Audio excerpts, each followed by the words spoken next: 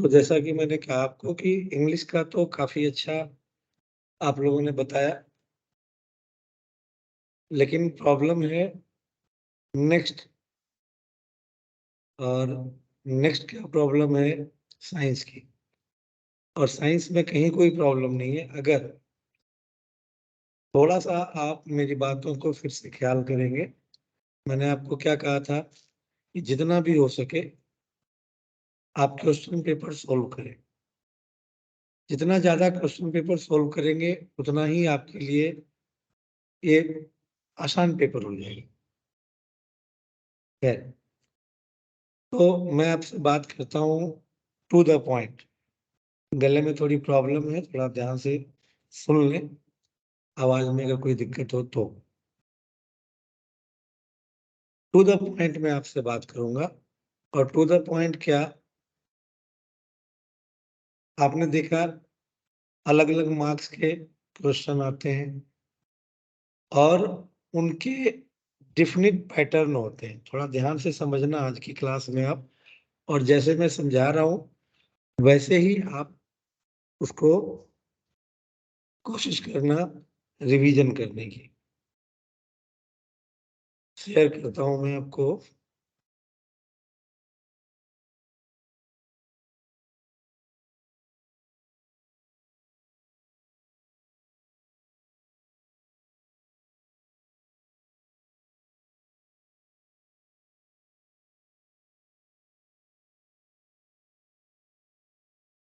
CBSE का sample paper जो है, जो आपने शायद कभी किया भी होगा, मैंने भी क्लास में करवाया है। सीबीएसई का जो सैंपल पेपर है, आप उसे ये मान लो कि बेसिक आपके लिए वही है। और जितना ज़्यादा आप उसके ऊपर काम करेंगे, जितना ज़्यादा आप उसको प्रेफ़र करेंगे, आप समझ लो कि सारा काम वहीं से आपका सही हो जाएगा। एक्चुअली सीबीएसई जब सैंपल पेपर निकालती है ना, तो हम लोग ध्यान नहीं दे पाते और यहीं से प्रॉब्लम क्रिएट होती है। अभी जस्ट मैं आपको बताता हूँ और आप देखना कितना आसान है और कितने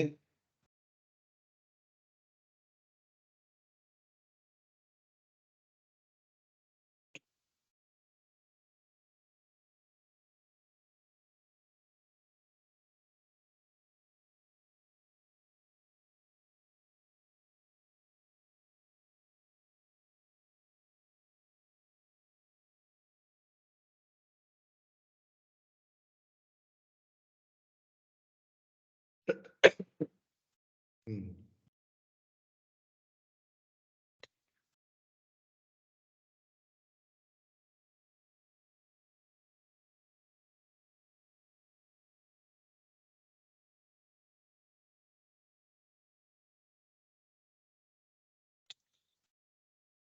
तो देखो बेटा, आपको स्क्रीन शेयर किया है। स्क्रीन मेरे ख़्याल से दिख भी रहा होगा आपको। और 1 से लेके 20 तक आप जानते हैं कि ये ऑब्जेक्टिव टाइप क्वेश्चन है। 21 वाले से देखो आप, ध्यान से देखना थोड़ा। 21 वाले से, यानी जो 2 मार्क्स के क्वेश्चन आने हैं, 21 से लेके कहाँ तक? 29 तक। 29 आगे भी है 30, 31 यानी 2 मार्क्स के क्वेश्चन है 26 तक। 21 से 26 तक 2 मार्क्स के क्वेश्चन। अब इसमें आप थोड़ा ध्यान दो, अगर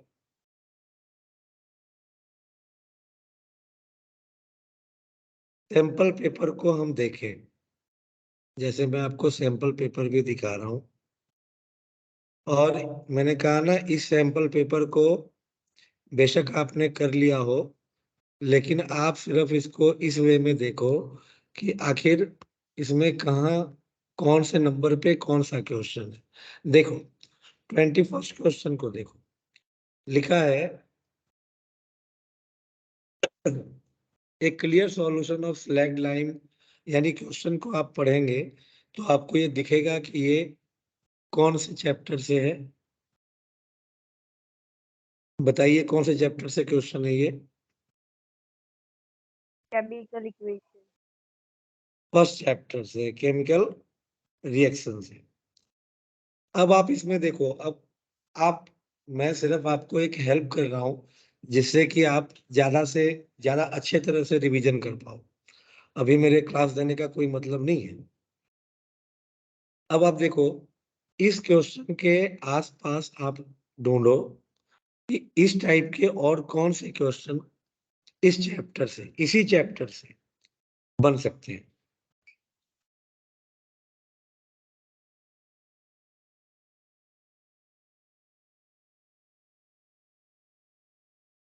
कहाँ आ गए? यस,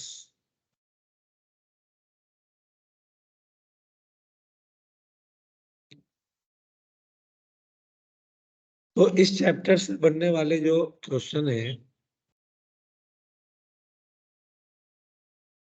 कौन कौन से हो सकते हैं बेटा? ध्यान रखो, एक पीएच, पीएच इसी में है, फर्स्ट चैप्टर में नहीं है। वो याद है क्वेश्चन कौन से, जहां पे कि हम ऑक्सीडेशन रिएक्शन, ऑक्सीडाइजिंग एजेंट और भी अलग अलग टाइप के रिएक्शंस हम देखते हैं। देखो, बैलेंसिंग जो है, अगर आप रिएक्शन को लिखना चाहते जानते हो तो बैलेंसिंग में इतनी प्रॉब्लम नहीं है। बैलेंसिंग के ज्यादा क्वेश्चन यहाँ पे क्रिएट नहीं होने वाले हैं, इसलिए उन पे ज्यादा आपको कंसंट्रेट करने की जरूरत नहीं है। अब देखो इसके आगे, यहां से जब हम आगे चलते हैं सेकेंड क्वेश्चन पे, सेकेंड क्वेश्चन में कौन से चैप्टर से है ये? How is the mode of action in beating of the heart different from reflex action? Chapter 7। Chapter 7, chapter 7 है, यानी लाइफ प्रोसेस है, वही है ना? Control and coordination. Sorry, control and coordination, control and coordination है। अब कंट्रोल एंड कोऑर्डिनेशन में कुछ बातें ध्यान से, आप इसके इर्द गिर्द के क्वेश्चन, आसपास के क्वेश्चन आप ढूंढो। जैसे ये कह रहा है कि mode of action of beating of heart, यानी हार्ट बीट जो होता है, हम जानते हैं ना, दो एक्शन होते हैं, वॉलंटरी एक्शन होता है और एक इनवॉलंटरी एक्शन होता है। तो जो हार्ट बीट है, ये हमारे कंट्रोल में नहीं होता, और रिफ्लेक्स एक्शन जो होते हैं, इसमें भी कई सारे ऐसे आते हैं जो हमारे कंट्रोल में नहीं होते, लेकिन जनरली ये माइंड और स्पाइनल कोड के कंट्रोल में चलते हैं। तो आपसे यहाँ पे देखो, दोनों में डिफरेंस पूछा है। इसका मतलब ये है कि दोनों में जो बेसिक डिफरेंसेस हैं वो हमें लिखने होते हैं। अब आप देखो, इन दोनों के आसपास क्वेश्चन कहाँ से अराइज हो सकता है, किस टाइप के क्वेश्चन बन सकते हैं? जब आपके माइंड में क्वेश्चन नंबर 22 आ जाए, 2 नंबर के क्वेश्चन आ जाए 22, तो आप सिर्फ और सिर्फ इसी चैप्टर के क्वेश्चन को निकाल लो, और आप देखो कि 2 नंबर के और कौन कौन से क्वेश्चन इससे बन सकते हैं, और उन्हीं पे कंसंट्रेट करने की जरूरत आपको ज्यादा से ज्यादा है। मैं आपको अभी ओवरव्यू दे रहा हूँ, चैप्टर वाइज भी मैं आपको अगली क्लास में या मे बी इवनिंग में आपको मैं मार्क्स वाइज और चैप्टर वाइज मैं आपको दूंगा। अभी मैं सिर्फ आपको तरीका बता देता हूँ कि किस तरह से आप इसके आसपास के क्वेश्चन को सर्च करो। फिर से कह रहा हूँ, कौन से कौन से सैंपल को लेना है, सैंपल लेना है आपने सीबीएसई का जो सैंपल पेपर है। अभी मैं इसे ग्रुप में भी भेज दूंगा, आप इसी के बेस पे सारा काम करेंगे। अब देखिए नेक्स्ट जो क्वेश्चन है 23, patient whose gallbladder are removed from are recommended to eat less oily food. Why?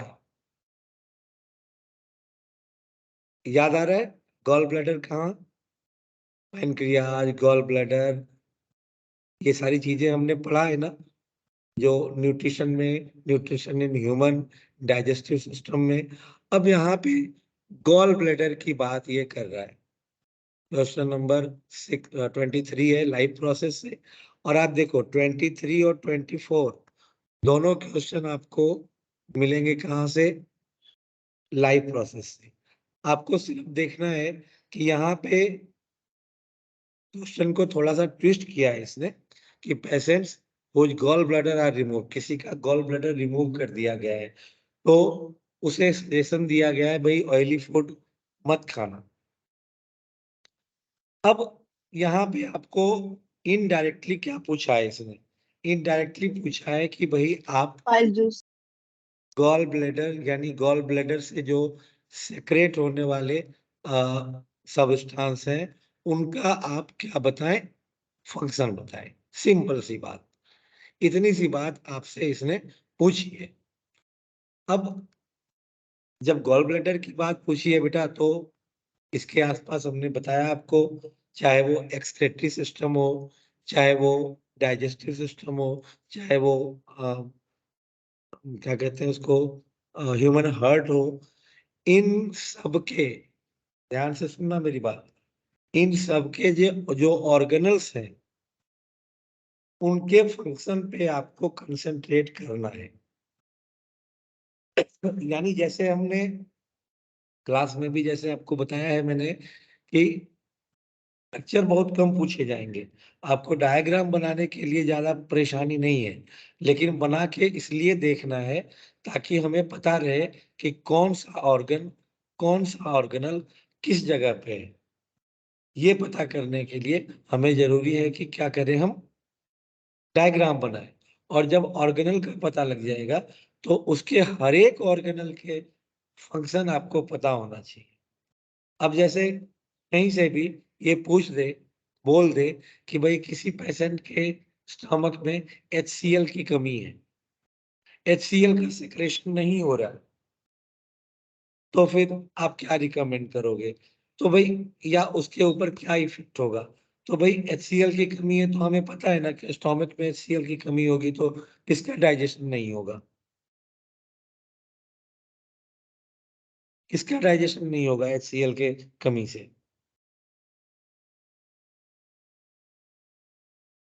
Food का चुप हो गए सर। HCl का फंक्शन क्या होता है, HCl किसको एक्टिवेट करता है, hydrochloric acid. Vaccine acidic provide करता है वो। एसिटिक इन्वायरमेंट प्रोवाइड करता है और जिसके कारण की प्रोटीन का डाइजेशन इनहेंस होता है, एंजाइम जो है वो एक्टिवेट होते हैं। तो इस तरह से जितने भी लाइफ प्रोसेस के अंदर छोटे, देखो आप अभी रिवीजन करेंगे जब, तो एक 2-3 पेज की बात है, 2-3 पेज आपको लिखना पड़ेगा। जितने भी ऑर्गेनल्स हैं उनके सामने आप उनके फंक्शन को नोट कर लें, एक एक लाइन का फंक्शन है, आप देखें, फिर कहीं से आपको 23 नंबर क्वेश्चन छूटेगा नहीं। और इसके साथ साथ अभी तो ऑब्जेक्टिव की बात मैंने की ही नहीं है, ऑब्जेक्टिव में जो क्वेश्चन है उसमें भी आपको उन फंक्शन से काफी हेल्प मिलने वाला है। अब आप देखो क्वेश्चन नंबर 24 को, ये भी इसी चैप्टर से, और इसीलिए मैं कह रहा हूं कि जो अलग अलग सिस्टम है लाइफ प्रोसेस के अंदर, उनकी बिल्कुल अच्छे से उनके फंक्शन, उनका डायग्राम, कौन सा ऑर्गेनल कहाँ होता है, ये हमें देखना जरूरी है। साथ ही साथ इसके अंदर एक्सक्रेटरी सिस्टम जिसमें किडनी वगैरह आता है और एक ह्यूमन हार्ट, ये बड़ा ध्यान रखना है। अब ये देखो क्या कह रहा है, name the substance other than water that are reabsorb during urine formation. Urine formation जब होती है तो बहुत सारे मटेरियल्स, बहुत सारे पार्टिकल्स हमारी किडनी तक पहुंचते हैं, लेकिन उसमें से कुछ ऐसे पार्टिकल ऐसे भी होते हैं पार्टिकल जो वापस रीअब्जॉर्ब करके ब्लड में हमारे शरीर में वापस आ जाते हैं और बाकी सब्सटेंस को एक्सक्रीटरी सिस्टम से बाहर निकाल दिया जाता है।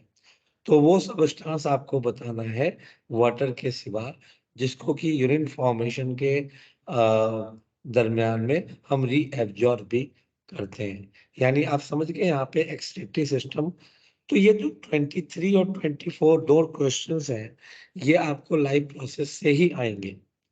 23, 24 नंबर क्वेश्चन में लाइव प्रोसेस से ही आएंगे।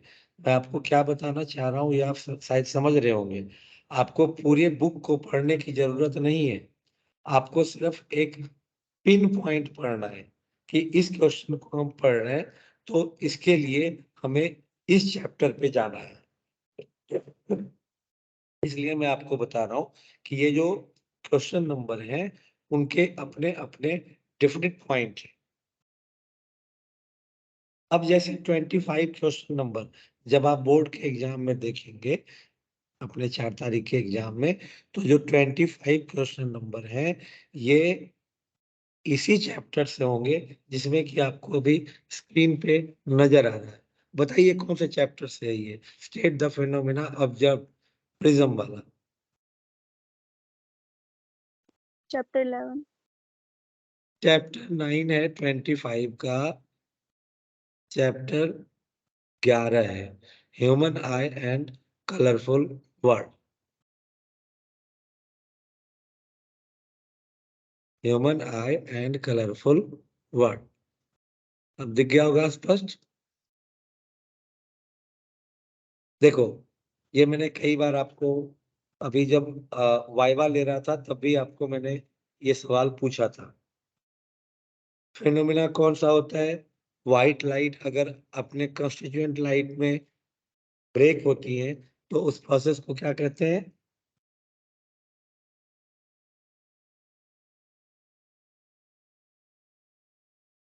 डिस्पर्जन। डिस्पर्सन। डिस्पर्जन। डिस्पर्सन है ये। तो डिस्पर्सन के थ्रू व्हाइट लाइट जो है वो ब्रेक होती है अपने कंस्टिट्यूएंट 7 कलर्स में। अब इसी में आपसे इसने क्या पूछा आगे कि explain with reference to a diagram which of the two light mentioned above will have the higher wavelength. अब इसमें वैसे तो 7 होती हैं, आपसे ये भी पूछ सकता है कि भाई किसका ज्यादा और किसका कम होता है, लेकिन इसमें पूछा है किसका वेवलेंथ हाई है, किसका वेवलेंथ लो है। तो वेवलेंथ, स्पीड, ये सारी चीजें आपको बड़े ध्यान से देखना है, रखना है इसको माइंड में हमेशा। इस दोनों से रिलेटेड कुछ भी पूछ सकता है। इसी से अल्टरनेट क्वेश्चन देखिए क्या पूछा है कि how will you use two identical prism. देखो इसी के साथ अगर आप दूसरा प्रिज्म लगा देंगे तो क्या होगा? एक बार तो ये स्प्लिट हुआ 7 कलर में और दूसरे प्रिज्म में क्या हो जाएगा, ये 7 कलर वापिस रिकंस्टिट्यूट हो जाएंगे और फिर वापिस में व्हाइट लाइट ही मिलेगी। तो कॉम्बिनेशन ऑफ प्रिज्म जब होते हैं तो क्या होता है, देखो आप लोगों ने जो तैयारियां की है, आप लोग ने थोड़ी बहुत गलतियां की हैं अभी पीछे कि सिलेबस देख करके कि भाई ये टॉपिक नहीं है, ये टॉपिक नहीं है। तो थोड़ा सा आप ये भी देखेंगे कि इर्द गिर्द दाएं बाएं क्वेश्चन होते हैं और ये सीबीएसई का सैंपल पेपर है, इसलिए थोड़ा कंसंट्रेट करके आपको करना है। अब ये देखिए 26 नंबर क्वेश्चन पे आ गए और 26 नंबर क्या कह रहा है कि a lot of waste is generated in neighbourhood, however almost all of it is biodegradable. 26 वाला जो क्वेश्चन है और इन्वायरमेंट से और और इन्वायरमेंट में बहुत टाइप के क्वेश्चन बनते हैं। इस चैप्टर को हल्के में नहीं लेना है। इस चैप्टर को आप कम से कम एक बार थोरोली पढ़ लेंगे, जैसे ओजोन की बात हो गई या फूड वेब की बात हो गई, फूड चेन की बात हो गई, यूट्रोफिकेशन हो गया। तो ये छोटी-छोटी बायोडिग्रेडेबल और नॉन बायोडिग्रेडेबल सब्सटेंस की बात हो गई। ये छोटे-छोटे टर्म अगर आप थोड़ा-सा पढ़ लेंगे, तो इसके आंसर तो बहुत आसान होते हैं। इसमें कोई ज़्यादा रॉकेट साइंस नहीं है। ठीक है ना? तो अब इसके आगे पहुँचते हैं हम लोग और आ जाते हैं क्वेश्चन नंबर 27 पे। इसकी शक्ल देख के आपको पता लग रहा होगा, ये चैप्टर तो वही है फर्स्ट वाला, केमिकल रिएक्शन का। अभी आपने 2 मार्क्स में भी देखा था ना, 21 नंबर क्वेश्चन इसी से था, यानी कि आपको यही ये 5 मार्क्स का नज़र आ रहा है। यानी कि फर्स्ट चैप्टर को पढ़ना ज़रूरी है और ज़्यादा हाइपर होने की ज़रूरत किसी को नहीं है। आपको एक-एक टॉपिक करवा रखा है। बिल्कुल आराम से रिवीजन कीजिए, ज़्यादा डीपली जाने की ज़रूरत नहीं है। बिल्कुल जो-जो टॉपिक, जो-जो रिएक्शन, जो डेफिनिशंस आपको करवाए हैं, सिर्फ़ उसको करते रहना है। अब जैसे देखें इस चैप्टर में,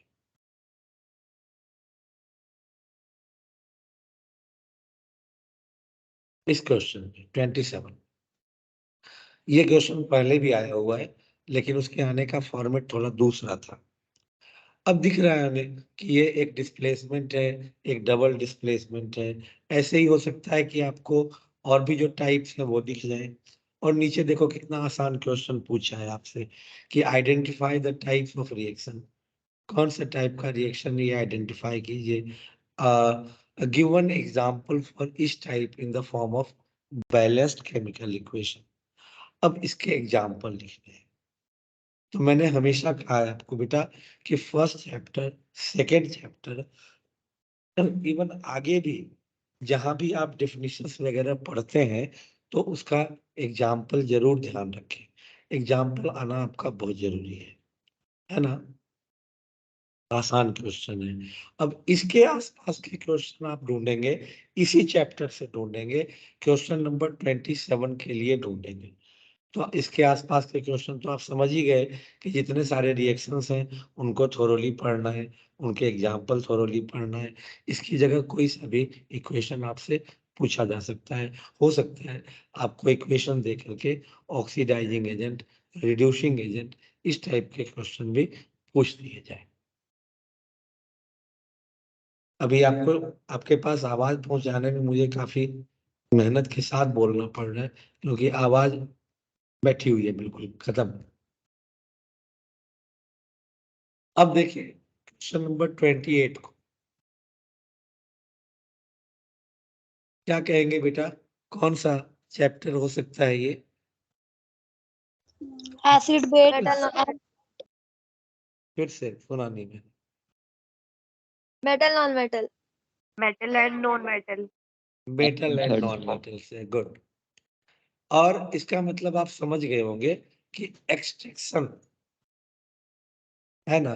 और एक्सट्रैक्शन का मतलब ये है कि वहाँ पे कैल्सिनेशन, रोस्टिंग, जो अलग-अलग टाइप्स के ओर्स हैं, उनके बारे में आपको छोटे-छोटे पॉइंट बना करके रिवीजन कर लेना है। समझ गए बात को? तो एक्सट्रैक्शन को आपको अच्छे से करना है। उस इस 28 नंबर क्वेश्चन के लिए आपके जो सवाल घूमेंगे बोर्ड के एग्ज़ाम में, वो एक्सट्रैक्शन के आस-पास से घूमेंगे। तो इस क्वेश्चन को भी और साथ में इसके आस-पास के जो क्वेश्चन्स हैं, उनको अच्छे से आपको देखेंगे अपनी बुक में। वैसे मैं अभी अगली क्लास में मे बी जब शाम को मैं क्लास लूं तो मैं आपको इस टाइप के क्वेश्चन सारे शेयर करूंगा। अब देखते हैं क्वेश्चन नंबर 29 को। The leaves of a plant वर, देखो कितना घुमा के और कितना आसान क्वेश्चन आपसे पूछा हुआ है। The leaves of a plant were covered with aluminium foil, how will it affect the physiology of the plant. अब देखिए आपसे साफ साफ पूछा है कि भाई लीव को ही हमने कवर कर दिया है, तो कवर कर देंगे भाई तो उसको क्या नहीं मिलेगा। चैप्टर कौन सा है बेटा? Life process. Life life process. Process. जब इसको हम कवर कर देंगे तो फोटोसिंथेसिस नहीं होगा, और फोटोसिंथेसिस नहीं होगा तो फिर बहुत सारी चीजें अफेक्ट हो सकती हैं प्लांट के फिजियोलॉजी की, वो हम एक्सप्लेन कर सकते हैं। अब इसमें देखना ध्यान से, थोड़ा सुनो मेरी बात। 29 नंबर क्वेश्चन में जो और में है वो दोनों टाइप के क्वेश्चन होंगे, एक प्लांट से होगा एक एनिमल से होगा। प्लांट में जैसे हो सकता है अभी एक क्वेश्चन जो आपने ये देख ही लिया लाइफ प्रोसेस का, हो सकता है टोमाटा हो जाए, ट्रांसलोकेशन हो जाए, ट्रांसपोर्टेशन हो जाए, ये सारे छोटे छोटे टर्म्स हैं, ये आ जाए इसमें। और इसी तरह से जब हम एनिमल में जाए, जैसे आपने लिम्फ देखा, तो वैसे ही कई सारे टॉपिक्स हैं, जैसे जो सिस्टम है अलग अलग, या फिर आपको ये याद है जो पेज नंबर एनसीईआरटी में कौन सा था वो, रिस्पिरेशन वाला जो एक डायग्राम था, फ्लो चार्ट था, तो उससे भी रिलेटेड क्वेश्चन यहाँ पे पुट हो सकते हैं। एरोबिक एनारोबिक रिस्पिरेशन वाला एक था ना फ्लो चार्ट, बताया था आप लोगों को, तो उस चार्ट को भी इस क्वेश्चन के लिए अच्छे से आपको करना है।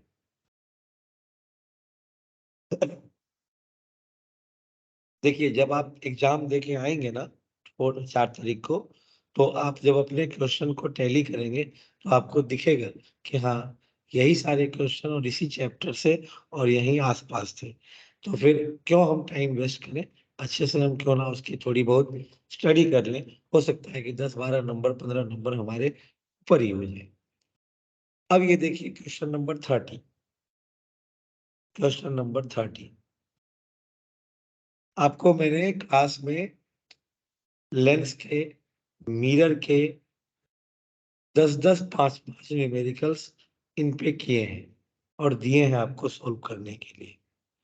देखिए क्या कह रहा है कि Rohit wants to have an erect image of an object using a converging mirror.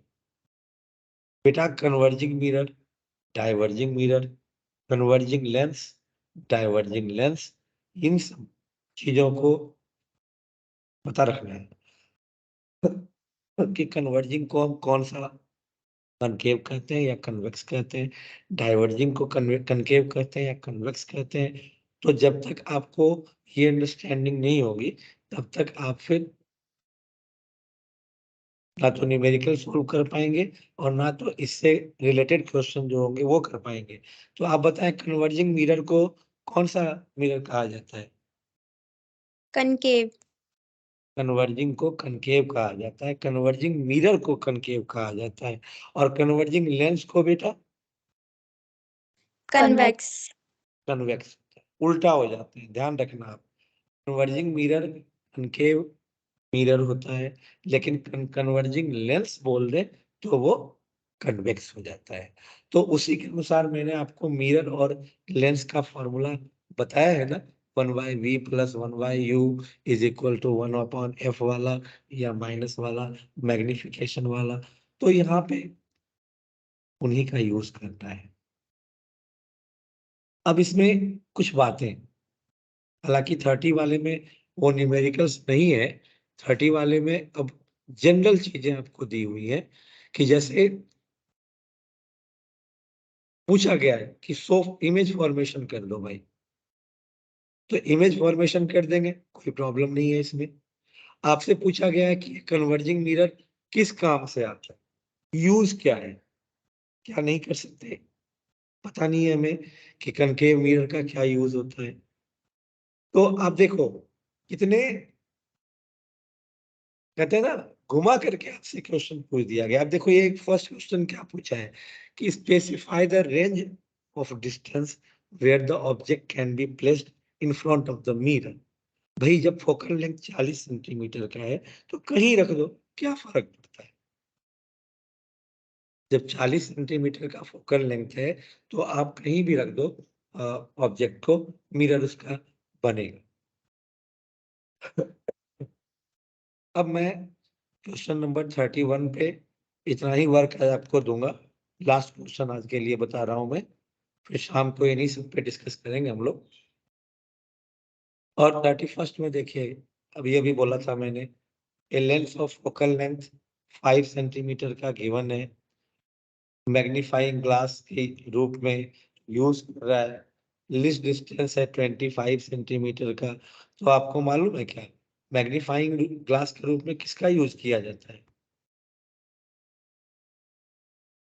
Convex lens. Convex lens का यूज किया जाता है। देखा आपने। अब इस क्वेश्चन को सॉल्व करने के लिए आपको लेंस ढूंढना पड़ रहा है, और वो लेंस ढूंढने का कहाँ से? जनरली क्वेश्चन हम आपसे क्या पूछते हैं कि कन्वेक्स का यूज बताओ भाई, और यहाँ पे यूज दे रखा है मैग्नीफाइंग ग्लास। तो आपको ढूंढना है कि कौन सा लेंस है। तो बेटा क्वेश्चन को बहुत ही कंसंट्रेट करके, बहुत अच्छे तरीके से। आवाज आ रही। जी बेटा।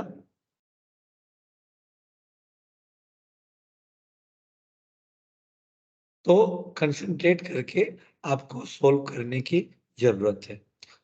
अच्छा, एक मैं साथ के साथ और काम दे दूं आपको, ताकि आप इसको करते रहें। एक और दे देता हूं काम आपको, बाकी क्वेश्चन भी डील करूंगा मैं आपसे। एक क्वेश्चन और कहाँ गया भाई, हो गया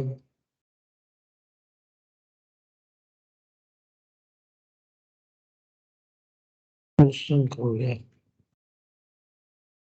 एक बेटा 5 मार्क्स के क्वेश्चन के लिए आपको जो पैरेलल सीरीज का कॉम्बिनेशन है ना, और R is equal to rho L upon A वाला जो क्वेश्चन है, उसको आपको करना है अच्छे से। ठीक है, वो 5 मार्क्स में आने के क्या आएंगे ही। एक तो पैरेलल सीरीज के कॉम्बिनेशन में जो न्यूमेरिकल्स आते हैं वो, पैरेलल सीरीज का डेरिवेशन, और साथ में कौन सा,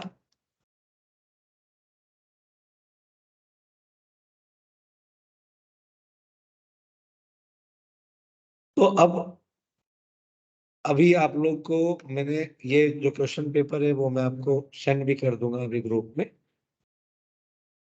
इसको आराम से देखें और इसी टाइप के क्वेश्चन को ढूंढ करके आपको करना है।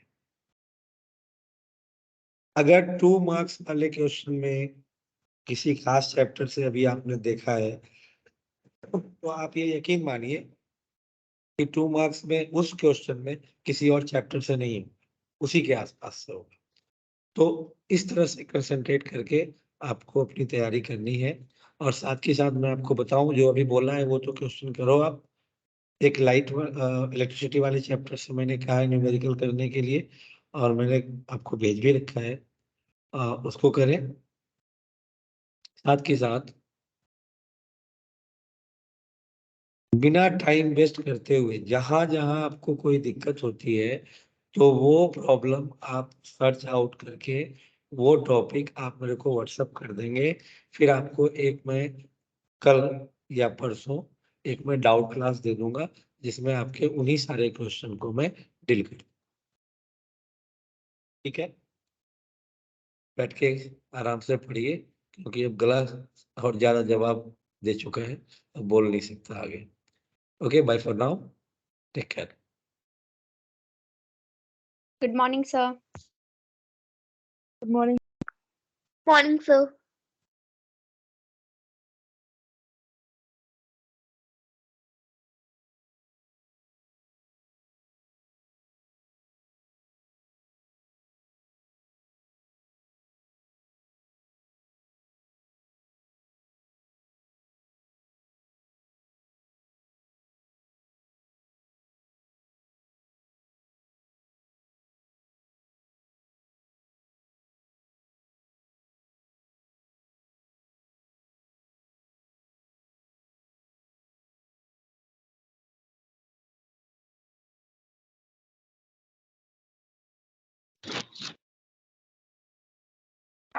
चल पे खिचड़ी बना।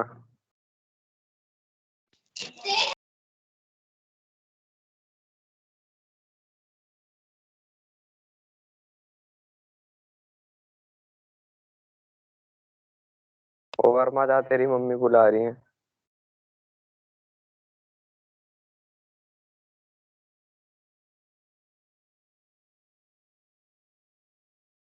मैं भी जाऊंगा अब।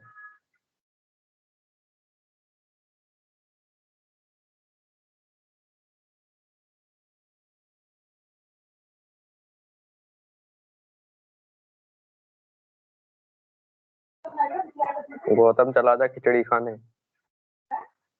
मैं अभी नहीं बताया ट्यूशन का।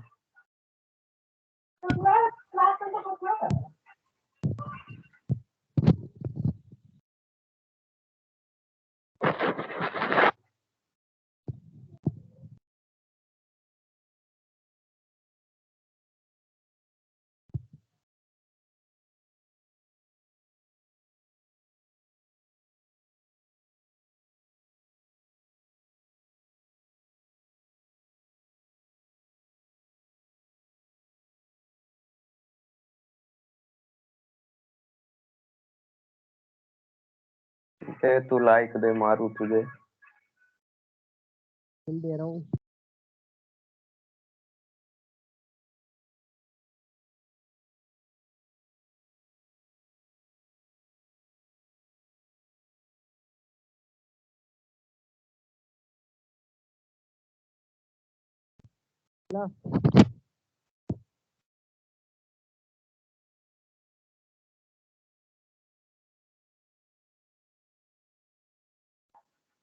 वह जाओ।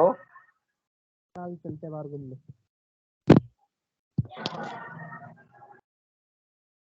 चले।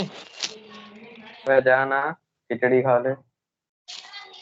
अभी तो बताया नहीं खाना।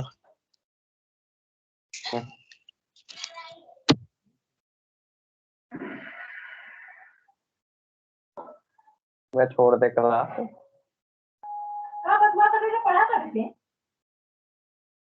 मम्मी ने डांट दिया। जा खिचड़ी बना तू जा।